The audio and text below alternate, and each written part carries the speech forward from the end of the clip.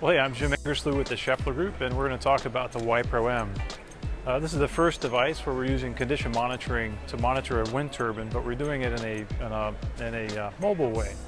So typically people would take a WiPro like this here, this component here, they would put one on every turbine.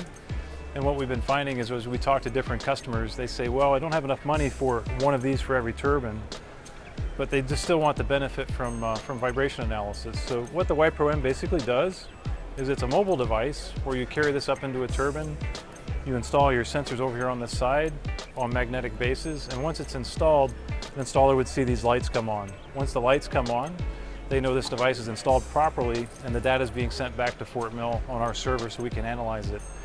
So what we take advantage of is the fact that the park doesn't necessarily have vibration analysis capability there, and so we put the ability to get the data with this device on the turbine. Data goes back to our analysis in Fort Mill, South Carolina. Those guys are able to analyze the entire drivetrain. So the big advantage you have with this, instead of buying one of these devices for every wind turbine, now you can buy one of these and put it across an entire park. So a good example would be in a steel mill, you would have a walk-around device where you have one device with maybe 2 or 3 sensors on it, and you would go from machine to machine to machine. You collect a lot of data. In the wind industry, we don't have it like in a steel mill where I can walk up the device.